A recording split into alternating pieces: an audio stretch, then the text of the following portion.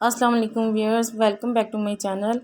एक नए दिन की शुरुआत और एक नई वीडियो के साथ मैं आपकी खिदमत में हाजिर हूँ।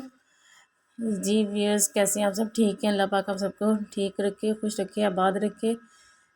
तो जैसा कि आज जुम्मतुल मुबारक है, तो अपने मैंने कहा आज की डे की जो रूटीन है तो मैं आप लोगों के साथ शेयर कर लेती हूँ। तो यहाँ पे भी उसमें कर चुकी हूँ सुबह का जो भी काम था, वाइंड अप, नाश्ता, लाइक सफाई और किचन की नीटनेस, वो सारा काम हो चुका। मियाँ साहब जा चुके हैं ऑफिस। मेरे कपड़े थे प्रेस करने वाले, तो मैंने कहा चले जी जुम्मा से पहले पहले मैं अपने कपड़े प्रेस कर लेती हूँ। तो जी हाँ, आप सोच रहे हो कि हमें कौन सा कपड़े प्रेस करने नहीं आते हैं, तो मैं इसलिए आपको दिखा रही हूँ कि हाँ, किसी का कपड़े प्रेस करने का मेथड भी डिफरेंट होता है। यहाँ पे मैंने जो कॉटन के ड्रेस थे उनको मैंने पानी लगा के रख लिया। उतनी देर में मैंने दूसरे कपड़े जो है वॉशवेयर के वो प्रेस कर लिए हुए हैं। तो जी हाँ, जैसे आपको नज़र आ रहा होगा, मैंने अभी कपड़े जो हैंग नहीं किए हैं, मैंने जल्दी से उनको प्रेस करके रख लिया। साथ साथ हैंग करें तो काफ़ी टाइम लग जाता है और इस तरह से हो जाती है काफ़ी थकन भी। तो इसलिए मैंने इनको पहले जो कॉटन के बगैर थे ड्रेसेस उनको प्रेस कर लिया और बाकी जीन्स के कपड़ों को मैंने पानी लगा के इनको फोल्ड करके रख दिया है, जिस तरह से आप यहाँ पर देख सकते होंगे व्यूज़। तो अगर हम पानी लगा के रखते नहीं ना, साथ साथ पानी लगाते हैं, साथ साथ उसको प्रेस करते हैं, तो इस तरह से हमारा काफ़ी टाइम लग जाता है और साथ साथ हैंग करते हैं, तो हमें हो जाती है काफ़ी थकन भी। अगर हम पहले इनको पानी लगा के जीन्स के कपड़ों को रख देते हैं फोल्ड करके और बाद में प्रेस करते हैं, तो ये बड़ी आसानी से स्मूथली प्रेस हो जाते हैं, हमारा टाइम भी कम लगता है और जो है हमारे जो कपड़े वो भी बड़े इजीली जो है ड्रेस हो जाते हैं, जैसे कि आपको नज़र आ रहा होगा। तो मेरे अब यहाँ पे कपड़े जो बड़े इजीली प्रेस हो जाएंगे, जैसे आपको नज़र आ रहा है। यहाँ पे मैं इसको लगा चुकी हूँ शावर का, सारे कपड़ों को मैं पानी लगा चुकी हुई हूँ और मैंने जो वॉशवेयर के ड्रेसेस थे उनको प्रेस कर लिया उतनी देर में जितनी देर में पानी इनको लगा के छोड़ा था। तो वो मेरे कपड़े हो चुके हैं अब प्रेस। अब जीन्स के कपड़ों की होने जा रही है प्रेसिंग। तो ये देखें, बड़ी स्मूथली से, अब जल्दी से, बड़ी स्पीड से जो है इनकी प्रेसिंग हो रही है, इस जैसे कि आपको नज़र आ रहा होगा। ऐसे ही मैं इसकी दूसरी साइड भी प्रेस करूँगी। अगर हम साथ साथ पानी लगाते हैं और साथ साथ प्रेस करते हैं तो इस तरह से हमारा काफ़ी टाइम वेस्ट हो जाता है और साथ में खड़े भी होना पड़ता है इतनी देर तक। तो फिर खड़े होने से हो जाती है कमर में पेन और लेग्स में पेन बहुत ज़्यादा शुरू हो जाती है। और जो बैक पेन जो है वो तो फिर होती नहीं है बियर, क्योंकि बाकी भी सारे घर के काम करने होते हैं, सारा कुछ देखना होता है, करना होता है। तो इसलिए हम एक काम में तो नहीं अपने आप को थकाना होता है। अब मैंने सारे कपड़ों को प्रेस कर लिया हुआ है, तो अब मैंने बैठ के तो इनको हैंग कर लिया। बैठ के चाहे कर लें चाहे खड़े होकर कर लें, चूँकि प्रेसिंग का काम हो चुका तो अब फिर ईजीली जो है हैंगिंग का काम भी हो जाता है। ये देखिए, जैसे कि आपको नज़र आ रहा होगा, वॉशमेयर के ड्रेसेस भी हो चुके हैं और कॉटन के ड्रेसेस भी मैंने इनके प्रेस कर लिए हुए हैं। ये मैंने इनकी शलवार कमीज़ें भी कर ली थी और इनकी पैंट्स और शर्ट्स भी प्रेस हो गई हैं, जो कि ऑफिस के लिए यूज़ में आती हैं और फ्राइडे को ये यूज़ करते हैं शलवार कमीज़। ये देखें, मेरी ये पैंट्स भी प्रेस हो चुकी हैं व्यूअर्स। देखें कितनी स्मूथली जल्दी से क्विकली जो है ये प्रेस हो जाती हैं जब हम इस तरीके से कपड़े जो प्रेस करते हैं। अगर हम साथ साथ पानी लगा के साथ साथ प्रेस करते हैं तो इस तरह से हमारा काफ़ी टाइम भी वेस्ट हो जाता है और थकान भी बहुत ज़्यादा हो जाती है। तो आप भी इस तरीके से जो है कपड़े प्रेस कर सकते हैं बड़ी ईजीली और बड़ी क्विकली से। तो मैं आपको जी हाँ, ये मैं इसलिए दिखा रही हूँ कि मैं जो पैंट्स हैं वो हैंग नहीं करती, बल्कि मैं इनको एक साइड पे नीचे रख देती हूँ। ऐसे तो ये पैंट्स मेरी ऐसे ही स्मूथ रहती हैं और इनमें कोई भी बल नहीं पड़ता है। तो अब मैं इनको हैंगिंग को अपनी कबर्ड्स में इनको सेटअप कर दूँगी। एक साइड पे मैं शलवार कमीज़ लगा देती हूँ, एक साइड पे मैं लगा देती हूँ शर्ट्स, जिस तरह कि आपको नज़र आ रहा है। एक साइड पे मैंने शर्ट्स कर दी हैं इनकी, कॉटन की भी और दूसरी भी। और कॉटन की शर्ट्स प्रेस करना तो बड़ी मुश्किल काम होता है, ये जी वेयर्स करना तो पड़ता है ना। अब यहाँ पे आपको मास्क नज़र आ रहे हैं, तो मैं ये इसलिए दिखा रही हूँ कि ये कपड़े के मास्क हैं, तो मैंने इस बार इनको भी वॉश किया था। तो कपड़े के मास्क लेने का जो मेन ऑब्जेक्टिव ये होता है कि वो इजीली वॉश भी हो जाते हैं, प्रेस भी हो जाते हैं। यहाँ पे आपको एक मेरी पैंट, सॉरी मेरी मियाँ की पैंट नज़र आ रही होगी। तो क्या कहते हैं, ये इनको थोड़ी हो गई थी तंग, तो कहते हैं कि ये प्रेस मत करना, इस बार मैंने नहीं पहनी। तो हम ये इसको अगर बजाय इसके कि हम इसको ज़ाया कर दें, वेस्ट कर दें, इससे बेहतर है कि हमारे आस पड़ोस में काफ़ी लोग ऐसे होते हैं, हमें उनको दे देनी चाहिए ताकि उनका भी भला हो और हमें भी सवाब मिल जाए। तो यहाँ पे आपको मेरी चेयर पे स्कार्फ नज़र आ होगा, ये मैंने नमाज़ पढ़ने के लिए रखा होता है, क्योंकि जो काफ़ी ड्रेसेस हैं उनके दुपट्टे बारीक होते हैं, तो इससे नमाज नहीं होती। यहाँ पे मेरा सारा घर भी नीट हो चुका है, मैंने किचन भी ये देखे अपना सारा नीट कर लिया हुआ है, बर्तन भी वॉश हो गए हुए हैं और मेरा स्टोव भी नीट हो चुका है और ये मेरा ओवन का पोर्शन वो भी नीट हो चुका है। अब मैं लेने के लिए जा रही हूँ शावर, जैसे कि आज फ्राइडे है, जुम्मतुल मुबारक है। तो फिर शावर लेने के बाद ये देखें, मेरे यहाँ से सारा कुछ नीट हो गया हुआ है, मैंने डस्टिंग भी कर ली हुई है, जैसे कि आपको नज़र आ रहा होगा। तो नीचे से मेरा जो फ्लोर भी नीट हो चुका है और मैंने सारी जो है अपनी सेटिंग भी कर ली हुई है, डस्टिंग भी हो चुकी हुई है। तो अब मैं ड्रेस शावर लेने के लिए जा रही हूँ। मैंने अपना ड्रेस भी प्रेस अप कर लिया था, तो अब जल्दी से शावर लेके नमाज़ अदा करनी होगी और बस कुछ तस्बीहात भी करना होगी।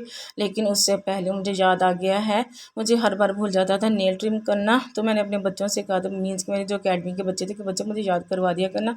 मैंने अपने बच्चों को भी, यहाँ पे ये टिशू नज़र आ रहे हैं ड्रॉर में जो मेरी मियाँ ने रखे होते हैं यूज़ करने के लिए, तो इनका बड़ा फ़ायदा होता है। ये नेल कटर इसलिए मैं आपको दिखा रही हूँ कि इससे मैं नेल ट्रिम करने के लिए जा रही हूँ। फ्राइडे को नेल ट्रिम करने का बहुत ज़्यादा सवाब है, बहुत ज़्यादा फजीलत है। फ्राइडे वाले दिन नहाना, शावर लेना और नेल ट्रिम करना। जैसे कि मैंने अपने नेल ट्रिम कर लिए हुए हैं, तो मैंने बच्चों को कहा था कि आप लोग मुझे याद करें, तो थैंक गॉड कि मुझे पहले ही याद आ गया है और मैंने नेल ट्रिम कर लिए हैं। मैंने अपने बच्चों को, अकेडमी के बच्चों को ये तरकीब दी है कि बच्चों आपने फ्राइडे को लाजमी नेल ट्रिम करने हैं और शावर लेना है और जुमा की नमाज़ भी अदा करनी है। तो मेरे बच्चे जब भी फ्राइडे को मेरे पास आते हैं तो सबसे पहले मुझे अपने नेल शो करवाते हैं और मुझे बताते हैं हमने नमाज़ भी अदा की है, हमने दुरूद पाक भी पढ़ा। जी व्यूअर्स, जुमातुल मुबारक हो। दुरूद पाक पढ़ने की बहुत ज़्यादा फजीलत है। यहाँ पे आपको योगर्ट नज़र आ रही होगी इसमें, तो ये ना योगर्ट में थोड़ी ख़राब हो गया। मैं इसलिए आपको दिखा रही हूँ कि अगर कोई चीज़ ख़राब हो जाए तो हमें इसको वेस्ट नहीं कर देना चाहिए। अब पहले नहीं मुझे भी पता होता तो मैं वेस्ट कर देती होती थी। अब जैसे जैसे पता चल रहा है तो वैसे वैसे एक्सपीरियंस भी आता जा रहा है, तो मैं इसको फ्रिज में रख लूँगी इस योगर्ट को। तो इसमें चूँकि थोड़ा पानी पानी सा ये बन गया हुआ है, शायद मौसम चेंज हो रहा है तो इसकी वजह से ये ठीक तरह से नहीं बन पाई। वैसे माशाल्लाह से मेरी अल्हम्दुलिल्लाह दही काफ़ी अच्छे से बनती है और मेरी मियाँ को बड़ी पसंद आती है। जैसे कि मेरी मियाँ को योगर्ट बहुत पसंद है, इसलिए मुझे हर सीज़न में ये दही बनाना होती है और हम घर में ही बना लेते हैं बड़ी आसानी से। तो अब मौसम चेंज होने जा रहा था तो इसलिए मैं सोची इसका मैं यूज़ करूँगी संडे वाले दिन। जी यस, संडे वाले दिन इसकी मलाई बोटी बना लूँगी, क्योंकि मलाई बोटी में योगर्ट यूज़ होता है। तो अब यहाँ पे हम ले चुके हैं शावर भी और मैं नमाज़ अदा करने के लिए जा रही हूँ। तो आप लोग भी अपनी 5 वक़्त की नमाज़ पढ़ने की आदत बना लीजिए और मुझे भी अल्लाह पाक तौफ़ीक दे 5 वक़्त की नमाज़ पढ़ने की। यहाँ पे टेबल पे आपको तस्बीह नज़र आ रही होगी। जी हाँ व्यूअर्स, शावर लेने के बाद, नमाज़ पढ़ने के बाद दुरूद पाक पढ़ना होता है। जुम्मतुल मुबारक दुरूद पाक पढ़ने की बहुत ज़्यादा फ़जीलत है। क्योंकि ये हम जुमेरात और जुम्मे के दिन दुरूद पाक पढ़ना, इसका बहुत ज़्यादा फ़जीलत है। हाँ, काफ़ी जगह पे बुक्स में आप इसका लिखा हुआ पढ़ेंगे कि इन 2 दिनों में दुरूद पाक पढ़ने की बहुत ज़्यादा फ़जीलत है। वैसे हम थर्सडे को हम गली की जो हैं आंटीज़ और मैं मिलके ना हम एक जगह पे इकट्ठे होकर पढ़ लेते हैं। तो आप जो है इकट्ठे होकर ना पढ़ें, घर में बैठ के खुद ही अकेले भी पढ़ सकते हैं, इकट्ठे बैठ के पढ़ सकते हैं। इकट्ठे बैठ के पढ़ने से ये होता है कि जब हम मिलके बैठ के करते हैं, इख्तितामी दुआ करते हैं, तो 40 लोगों में एक अल्लाह का वली होता है जिसकी दुआ कबूल हो जाती है। तो हमें नहीं पता होता वो एक अल्लाह का वली कौन है, अल्लाह का पसंदीदा बंदा कौन है। तो बस अल्लाह पाक हम सबको नेक अमाल करने की तौफीक अता करे। ये ज़िंदगी की रूटीन तो चलती ही जानी है, चलती ही जानी है, ये तो चलती रहेगी। तो हमारा मेन मकसद तो ये है कि हमने अपने आप को अल्लाह के ज़िक्र में मशगूल रखना है, नमाज़ अदा करनी है और हमें अल्लाह पाक 5 वक़्त नमाज़ पढ़ने की तौफीक अता करे और दुरूद पाक पढ़ने के बाद अपनी ज़ुबान को अल्लाह ताला के ज़िक्र से तर रखने की तौफीक अता करे। तो व्यूअर्स, काम भी साथ साथ करते रहें। अगर हम अच्छी नीयत कर लेंगे, दुरूद पाक पढ़ते रहेंगे, अल्लाह का ज़िक्र करते रहेंगे, कोई भी हम इसमें मुबारक का ज़िक्र करते रहें, तो इससे होता है हमारे फरिश्ते भी नामा अमाल में नेकियां लिखते रहते हैं और हमारी अच्छी नीयत भी हो जाती है। तो इंसान के अमल से उसकी इंसान की अच्छी नीयत का फल उसके अमल से पहले ही मिल जाता है। तो हम चाहे अमल करें या ना करें, लेकिन जब हम कर लेते हैं अच्छी नीयत, तो हम फरिश्ते तभी हमारा नामा अमाल में नेकियां लिखना शुरू कर देते हैं। तो है ना कितनी मज़े की और अच्छी बात। तो हम क्यों ना अपनी अच्छी नीयत के साथ अपना काम शुरू करें और साथ में पढ़ते रहें, अल्लाह का ज़िक्र करते रहें, दुरूद पाक पढ़ते रहें, तो हमारा काम भी ईज़िली हो जाता है मैनेज और हमें काम करने का पता भी नहीं चलता है। लेकिन फिर भी बाज़ दफ़ा हमारी कंडीशन ऐसी होती है कि हम बीमार होते हैं या इस तरह की सूरत हाल होती है, तो नो डाउट कि ऐसी सिचुएशन भी होती है। तो ये अल्लाह पाक की तरफ से हमारे साथ आजमाइश होती है, घबराना नहीं चाहिए। हर तरह के हालात वाक़यात आते रहते हैं, तो अल्लाह पाक की मसलियत अल्लाह पाक ही जानते हैं। तो हमें घबराना नहीं चाहिए और परेशान नहीं होना चाहिए। बस अल्लाह पाक से दुआ करनी चाहिए कि अल्लाह पाक हम सब के लिए बेहतरी और आसानी पैदा करे और हमें अपने ज़िक्र से ज़ुबान तक रखने की हमें तौफ़ीक अता करे और हमें 5 वक़्त की नमाज़ पढ़ने की तौफ़ीक अता करे। जी हाँ, वैसे यहाँ पे चूँकि मैं नमाज़ पढ़ चुकी हूँ और अपनी तस्बीहात भी कर चुकी हुई हूँ और मैं जैसे ही फ्री हुई तो मेरे बच्चे आ चुके हैं ट्यूशन के। यस, इनको मैंने काम पे लगा दिया और हुरैन को भी मैंने होमवर्क ये राइट करने के लिए काम दिया और अयान को भी आज स्कूल नहीं गए थे क्योंकि इनके भाई रूहान की तबीयत बहुत ज़्यादा ख़राब थी। उनके लिए भी ये से दुआ कीजिएगा कि रूहान को जल्दी से इनका फीवर ठीक हो जाए, जल्दी से सेहजाब हो जाए। तो अलीज़ा गई थी होमवर्क अपना करें, अली नहीं भी अपना होमवर्क करें। मरियम भी आज नहीं है, मेरे कुछ बच्चे आज छुट्टी पे हैं, वो नहीं आ सके। कुछ मौसम ऐसे का हो गया तो बच्चे हो गए बीमार। तो सब बच्चों को अल्लाह ताला शिफा दे, आप भी दुआ कीजिएगा। तो माशाल्लाह से हुरैन और अयान तो काम कर रहे हैं। हुरैन ऐसी बच्ची है जो सबको बहुत ज़्यादा डिस्टर्ब करती है क्योंकि छोटी सी बच्ची है।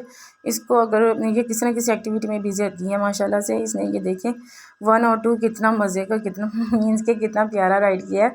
मज़े का इसलिए कि मैंने इसको गाइड किया है, इसको सिखाया है। तो मुझे बहुत ज़्यादा खुशी हो रही है कि इसने मेरे स्टूडेंट ने, मेरी बच्ची ने इस बात को फॉलो किया है और इसके हो गए हैं कॉन्सेप्ट क्लियर। माशाल्लाह से इसकी पिंसिल ग्रिप बहुत अच्छी होगी। अब ये बच्ची जो है सेल्फ राइटिंग पे आ चुकी है, जैसा कि आपको नज़र आ रहा होगा। तो ये बच्ची काम करने वाली थी ट्रेसिंग पे। तो जो स्कूल वाले हैं तो बच्चों को सारा ट्रेसिंग पे रखते हैं। तो मैंने इसको क्या कहते हैं, हमें लगे होंगे ऑलमोस्ट 15 से 20 दिन ट्रेसिंग पे। उसके बाद हम आ गए हैं जी सेल्फ राइटिंग पे। माशाल्लाह से हुरैन जो है काफ़ी एक्टिव बच्ची है, इसको थोड़ी रेपिटेशन में काम ये कर लेती है जल्दी से।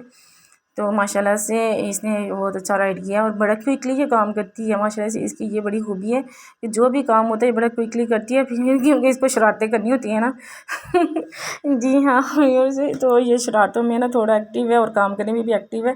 तो इसलिए फिर मैं इसको कोई ना कोई एक्टिविटी में लगाई रखती हूँ। ऐसे बच्चे को क्या किसी मार तो नहीं सकते हैं। मैंने इसको दिया शाबाश क्योंकि इसने काम बहुत अच्छा किया था। तो हुरैन तो हो गई हैं हैप्पी। जब ये हैप्पी होती है तो फिर इनको कैंडी चाहिए होती है, जो कि मैं इसको दूँगी ऑफ टाइम पे या फिर बिस्किट।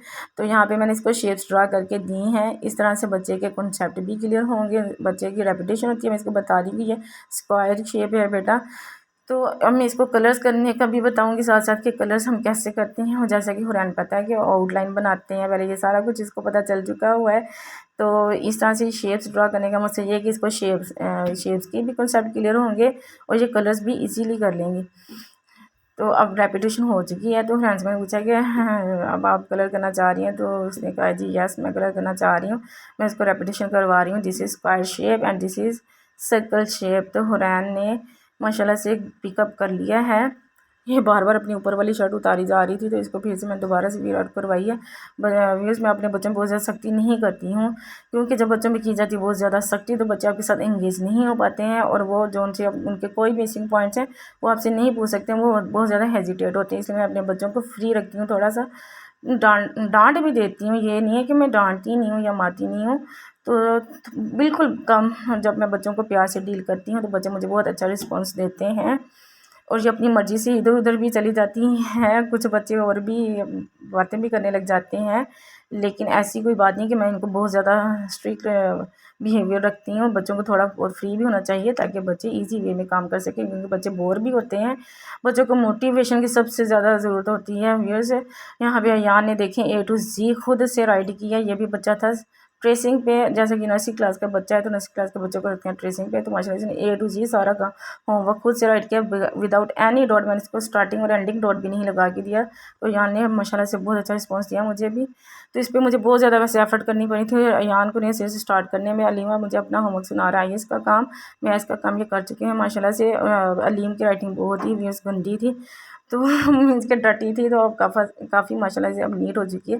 ये क्वेश्चन पहले एक ही पेज पे 10-10 क्वेश्चन कर लेते थे तो मैंने इनको गाइड किया तो अब ये बड़ा प्रॉपर वे में जैसे आपको नज़र आ रहा होगा। तो अब हर स्टेप इनका क्लियर होता है और स्टार्टिंग और एंडिंग इनके सब्जेक्ट भी क्लियर होते हैं, क्वेश्चन नंबर भी क्लियर होता है।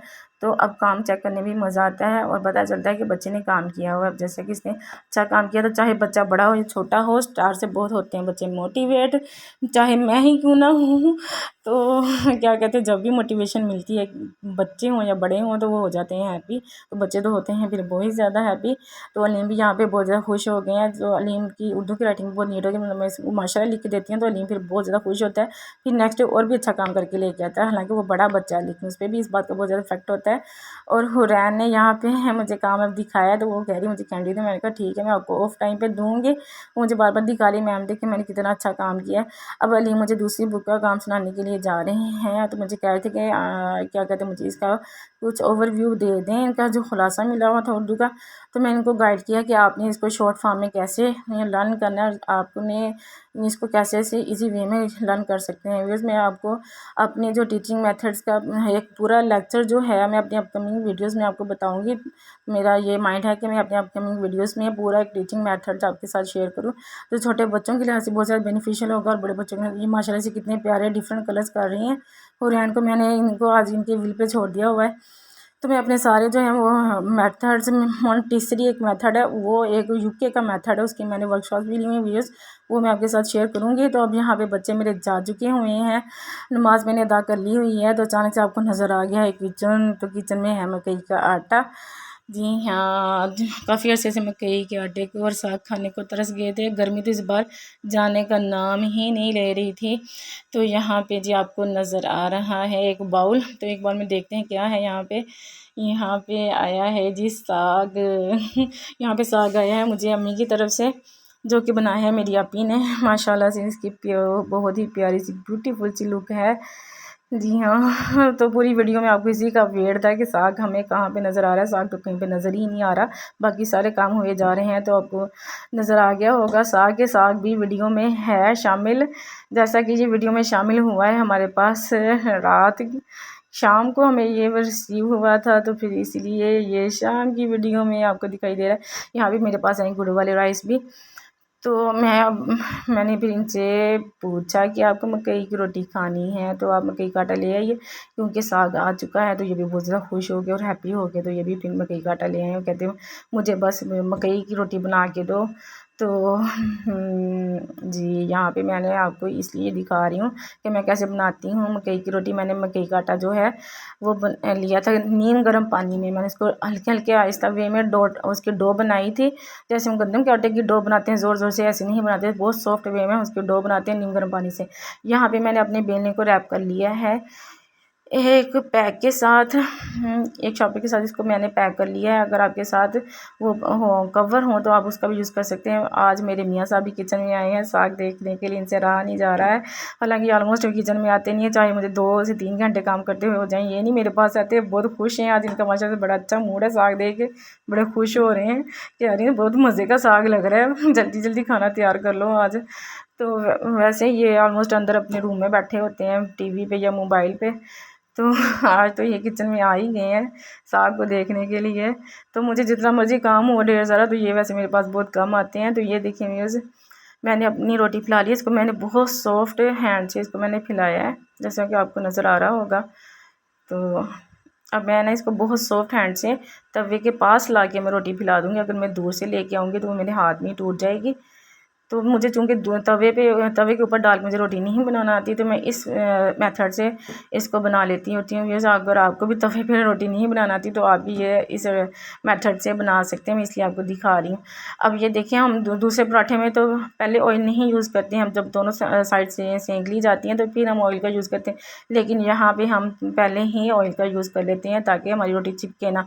यहाँ पर थोड़े से आपको बर्तन नज़र आ रहे हैं, जितनी देर में, क्योंकि मकई की रोटी को थोड़ा ज़्यादा टाइम लगता है क्योंकि हमें हल्की आंच पे पकाना होती है, उतनी देर में मैं अपने थोड़े से बर्तन जो है वो वॉश कर लेती हूँ और मिल्क जो है बॉयल शॉयल कर लूँगी, ना के साथ साथ हमारा किचन का काम भी होता रहेगा। एक साइड इसकी पक चुकी हुई है तो मैंने इस पर ऑयल का यूज़ कर लिया था, माशाल्लाह से दूसरी साइड भी पक गई, इसकी रेडी हो गई है। मैंने एक रोटी उतार लिया, मैं दूसरी रोटी भी ऐसे ही उतारूँगी। इस देखिए माशाल्लाह से इसकी इतनी ब्यूटीफुल लुक आई है, कहीं से भी ये कच्ची नहीं है रोटी, ना ही कहीं से टूट पाई है। माशाल्लाह से अल्हम्दुलिल्लाह, अल्लाह पाक का बड़ा करम है कि मेरी रोटी कामयाब हो गई है। मकई की रोटी बनाना है किसी महाज से कम नहीं है वैसे। माशाल्लाह से ये देखें इसकी कितनी प्यारी ब्यूटीफुल सी लुक लग रही है। इसकी एक साइड सेंकी जा चुकी है। तो अब मैं दूसरी साइड जब पलटूँगी तो फिर मैं ऑयल का यूज़ करूँगी। पहले मैंने थोड़ा सा ऑयल लगा लिया था तवे पे ताकि हमारी रोटी चिपके ना। तो इसी तरह से दोनों साइड्स को हम पका लेंगे बिल्कुल हल्की आंच पे, जैसे आपको नज़र आ रहा है। माशाल्लाह से इसकी बहुत ही प्यारी ब्यूटीफुल सी लुक नज़र आ रही होगी। तो साग जब हो तो फिर मकई की रोटी ना हो तो ये कैसे हो सकता है। साग के साथ मकई की रोटी का मज़ा दुबाला हो जाता है। मेरे थोड़े से तो बर्तन थे वो भी मेरे वॉश हो गए हैं। और रोटी भी मेरी पक के तैयार हो चुकी है माशाल्लाह से। मैंने डिश आउट कर लिया है। अब ये इसको सर्विंग के लिए लेके जा रही हूँ जी। सर्विंग ये कोई वेटर वाली सर्विंग नहीं है, ये सर्विंग है अपने मियाँ साहब के लिए। तो चूँकि मेरे पास अब इस टाइम भी मियाँ होते हैं तो हम फिर क्या कहते हैं, समटाइम्स मैं लंच डिनर कर लेती हूँ, समटाइम्स नहीं करती। अब चूँकि है साग तो फिर अब तो खाना पड़ेगा, क्योंकि साग देख के किसी से भी नहीं रहा जाता। और साग के अंदर देसी घी ना हो तो ये कैसे हो सकता है।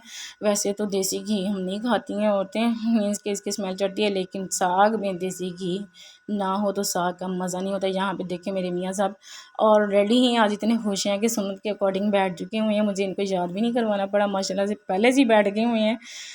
तो साग और मकई की रोटी के मज़े ले रहे हैं, उनको जी पसंद आ गया बहुत ज़्यादा। और आपी जान को बहुत ज़्यादा दुआएं दे रहे हैं कि वाह बाजी ने बड़ा मज़े का साग बनाया है, मज़ा आ गया है। बड़े खुश हैं आज ये भी। ये देखिए इनके स्टाइल चेक करें ज़रा, आज इतने हैप्पी हैं कि इनके स्टाइल माशाल्लाह से बन रहे हैं। वैसे ये बड़े सीरियस रहते हैं। नहीं मेरे मियाँ स्ट्रिक्ट नहीं है, अच्छे हैं, बस थोड़े सीरियस रहते हैं। अब ये देखें जी, हम साग के बाद होती है तलब चाय की, मीन्स के खाना खाने के बाद। तो अब मौसम थोड़ा चेंज हो गया है, तो पहले हम चाय नहीं लेते थे, अब हम ले लेते हैं। इसमें दूध में पत्ती ऐड करके ले लेते हैं। मैंने इसमें सौंफ ऐड किया, इलायची ऐड किया और थोड़ी सी दालचीनी और थोड़ी सी पत्ती यूज़ करूँगी, हाफ स्पून। तो हमारी जैसे चाय रेडी होगी तो साथ ही हमारा खाना जो है थोड़ा बहुत डाइजेस्ट हो जाएगा और हमारी जो एक क्रेज़ीपन होता है चाय का वो भी रिमूव हो जाएगा। यहाँ जी हाँ व्यूअर्स, मैंने इसको हल्की आंच पे छोड़ के तो पका लिया था। अब मेरे मियाँ साहब को चाहिए होती है थोड़ी तेज़ चीनी। अब यहाँ पे जी हमारी चाय भी रेडी है, उनकी है, उनको चाहिए होती है थोड़ी शुगर ज़्यादा, तो मैंने उनको शुगर ऐड और कर दी है। तो मुझे चाहिए होती है कम शुगर, तो मैं इसलिए थोड़ी सा शक्कर का यूज़ कर लेती होती हूँ। तो यहाँ पे आपको अब नज़र आ रहे हैं केक। तो ये लेके मैंने ये मंगवाए थे केक, चाय के साथ खाएंगे, लेकिन ये नहीं पता था कि आ जाएगा साग। तो अब देखें खाए जाते हैं कि नहीं। मैंने इनके लिए रख दिए कि चलें ये तो खाएंगे, अगर हमसे ना खाएंगे तो ये मेरी आज की वीडियो आपको कैसी लगी हो, मेरी वीडियो को लाइक कीजिएगा, मेरे चैनल को कर दें सब्सक्राइब। जो व्यूअर्स न्यू हैं तो वो मेरे चैनल को कर दें सब्सक्राइब। और जो मेरी वीडियोस देखते हैं मुझे कमेंट पास करते हैं, उनका बहुत बहुत शुक्रिया। मैं उनका बहुत बहुत शुक्रिया अदा करना चाहूँगी। इतने अच्छे अच्छे प्यारे प्यारे कमेंट्स पास करते हैं, दिल खुश हो जाता है। तो आप सबका बहुत बहुत शुक्रिया, आप सबकी इंकरेजमेंट ही है कि मैं यहाँ पे बहुत अच्छे से स्पीक कर पा रही हूँ और ये सारा कुछ आपको दिखा पा रही हूँ। यहाँ पे मेरे मियाँ साहब रिलैक्स हो गए हैं, खाना शाना खा चुके हैं, चाय पी चुके हैं। तो अब बस सोने के थोड़ी देर तक ये ऐसे ही बैठेंगे। खाना खाने के बाद ये आमतौर पर नहीं लेटते हैं, थोड़ी देर ऐसे बैठते हैं, सबको बाय बोल रहे हैं, हाय बोल रहे हैं। ओके जी, अल्लाह हाफिज़।